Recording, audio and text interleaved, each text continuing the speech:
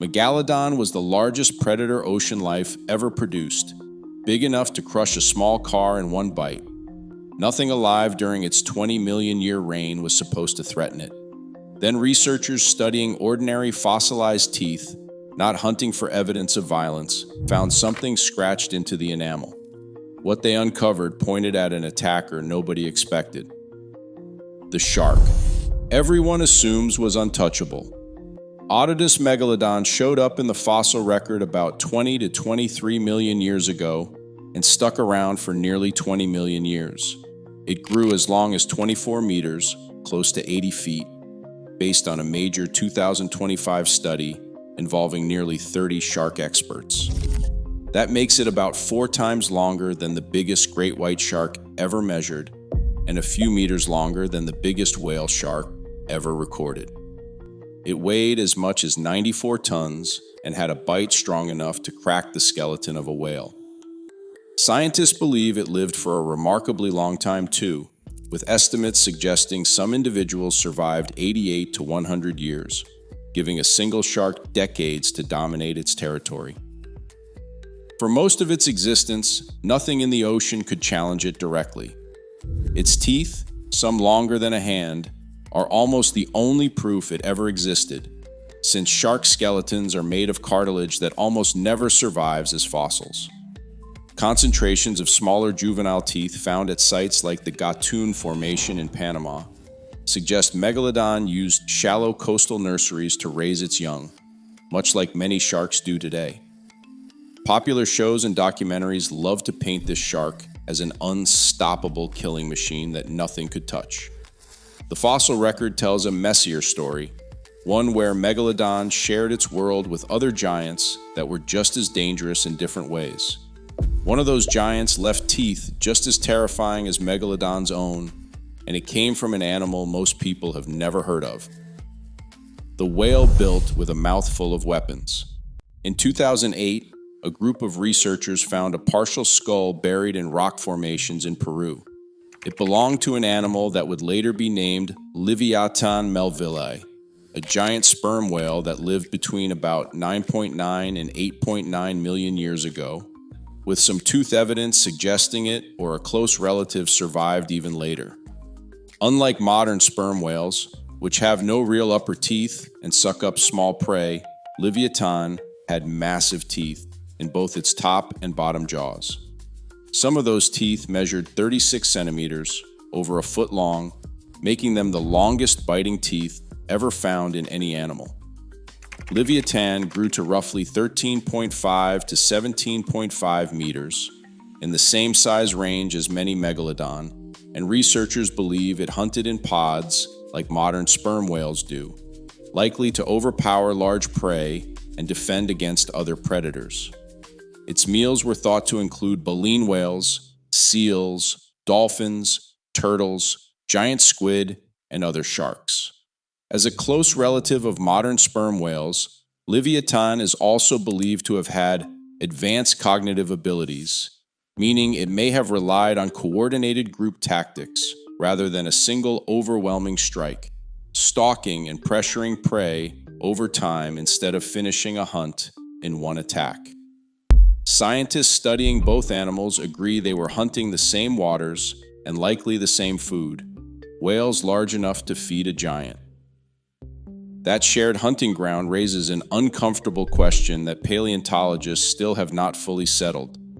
Did one of them actually hunt the other? Researchers who study Leviathan and Megalodon are split on what happened when the two crossed paths. Some believe Leviathan could have preyed on smaller or younger Megalodon, using its pod tactics and massive gripping teeth to overwhelm a shark that relied on solo ambush attacks. Others argue Megalodon, with a body built for speed and a bite that could deliver more raw force per strike, may have targeted Leviathan instead, especially weaker or younger individuals separated from the pod. There is no single fossil that proves a direct kill between the two species, so this remains a genuine unresolved debate rather than settled fact.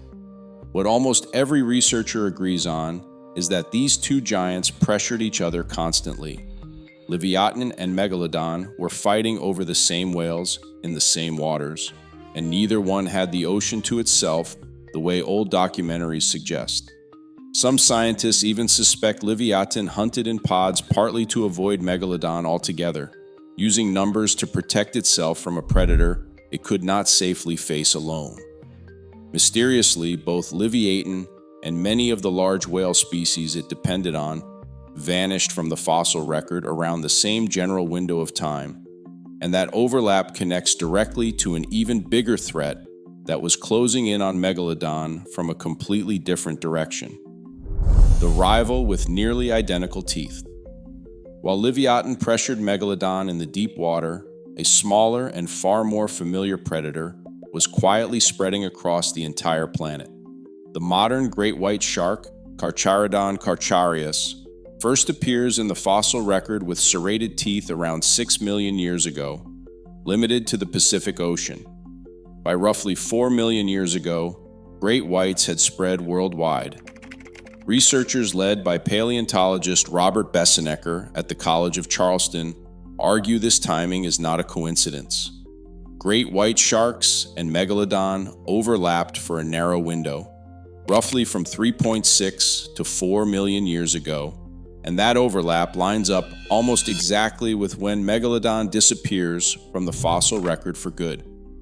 For years, an earlier 2014 study, using a different statistical method, placed Megalodon's extinction closer to 2.6 million years ago. Bessenecker's team went back through the same worldwide fossil data and found that many of those younger dates came from fossils that were misidentified, imprecisely dated, or later corrected by improved geology. Once the bad data was removed, the extinction date shifted more than 1 million years earlier, landing much closer to when great whites were finishing their global spread. That timing detail matters because it strengthens the case that competition, not some sudden catastrophe, was the real driver. Before we move on, if you're enjoying this analysis, please consider subscribing. It helps the channel tremendously. The two sharks were built for similar prey and similar hunting styles, and tooth shape studies show real similarities between them. Bessenecker's team proposed that the short window of overlap was enough time for great whites to spread across Megalodon's entire range and outcompete it for food everywhere at once, rather than some single catastrophic event wiping it out. A shark barely a third of Megalodon's length may have played a direct role in ending the reign of the largest predator ever to swim the ocean. That idea gets even stranger once you learn that Megalodon may not have only been fighting outside threats. The bite marks Megalodon left on itself. In a 2025 study published in the journal Acta Paleontologica Polonica, researchers from the Calvert Marine Museum and St. Mary's College of Maryland examined 4 fossil Megalodon teeth and found something rarely seen before: shallow parallel grooves carved into the tooth surface by the serrated edge of another Megalodon tooth. These marks could only have been made by one Megalodon biting another, and fossils showing this kind of damage are considered extremely rare finds. The researchers laid out a few possible explanations. It could have been territorial fighting over hunting ground, aggression during mating disputes, or acts of cannibalism. Either an adult actively killing and eating a smaller shark, or scavenging the carcass of one that was already dead. Modern great white sharks show similar jaw-to-jaw aggression during territorial and mating conflicts, giving researchers a living comparison to work from, and intrauterine cannibalism, where unborn pups eat each other in the womb, is already well documented in many shark species alive today. Other studies point out that Megalodon may have regularly eaten its own young, with adults preying on juveniles that wandered outside the shallow nursery areas where young Megalodon grew up, feeding on smaller fish and marine mammals. The very same species that dominated every other predator in the ocean may have posed one of the biggest threats to its own survival, and that internal pressure was happening at the exact same time its environment was falling apart around it. the ocean that stopped supporting it. Around 3.6 million years ago, during a period called the Pliocene, the planet went through significant cooling. This mattered enormously for Megalodon, which depended on warm, shallow coastal waters to live and to raise its young. As oceans cooled, those warm coastal nursery zones shrank or disappeared entirely. Scientists estimate that up to a third of all large marine animals died out during this same cooling period, including large portions of turtle and seabird species, which set off a chain reaction all the way up the food chain to apex predators like Megalodon. At the same time, the large whales Megalodon relied on for food were declining or shifting into colder waters that Megalodon could not follow as easily. Smaller baleen whale species from earlier periods had also been thinning out for millions of years before the cooling event even hit, meaning Megalodon was already losing food options long before its final decline began. Losing warm nursery habitat, losing prey, facing a spreading rival in the great white shark, dealing with pressure from giant hunting whales like Leviathan, and possibly turning on its own young, all happened within the same narrow window of time. No single event finished off the biggest predator in ocean history. It was squeezed from every direction at once until there was nowhere left for it to survive, and something very similar to that pattern is still playing out today in front of scientists with cameras rolling. Proof this still happens right now. Off the coast of South Africa, marine biologists have documented something that would have sounded impossible only a decade ago. Killer whales hunting and killing great white sharks, animals widely considered the ocean's top predator today. Starting around 2015, two orcas nicknamed Port and Starbird began targeting great whites specifically for their livers, which are extremely rich in fat and calories and can make up as much as a third of a shark's total body weight. In 2022, drone and helicopter footage captured the attacks directly, showing orcas pursuing a great white before killing it and eating a piece of its liver while leaving the rest of the carcass behind. By 2023, scientists filmed Starboard killing a young great white completely alone in under 2 minutes, the first confirmed solo kill of its kind ever recorded. Researchers believe other orcas may be learning the technique simply by watching Port and Starboard hunt, since a group of 5 orcas was later seen working together to kill a great white using the same liver extraction method. Genetic testing on shark carcasses in Australia in 2025 confirmed killer whale DNA at the kill sites, proving this behavior is not isolated to one region.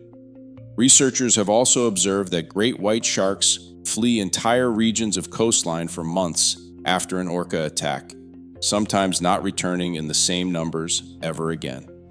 If a killer whale can end the reign of a modern apex predator like the great white shark, it becomes far easier to understand how ancient competitors, cooling oceans, and internal conflict could have brought down something even bigger millions of years ago. What actually ended the reign? Nothing single-handedly destroyed the Megalodon. A shrinking supply of warm coastal water took away the safe nurseries its young depended on. A cooling planet wiped out huge portions of the prey it needed to survive. A smaller, faster rival in the great white shark spread across its entire hunting range in a window of just a few 100,000 years. A massive hunting whale with teeth over a foot long was competing for the exact same food in the exact same waters. And fossil evidence now shows Megalodon may have been attacking members of its own species, whether through territorial fighting or eating its own young. The Megalodon was the largest and most powerful predator ocean life had ever produced, and it still could not survive when every one of those pressures hit at the same time. What happened to it millions of years ago is not just a fossil record curiosity. It is playing out again right now off the coast of South Africa, where a shark that modern people consider unbeatable is being hunted down by something smarter and more coordinated, proving that no matter how big or fierce a predator becomes, something out there can still end its reign. If you enjoyed this video, make sure to subscribe, and I'll see you in the next one.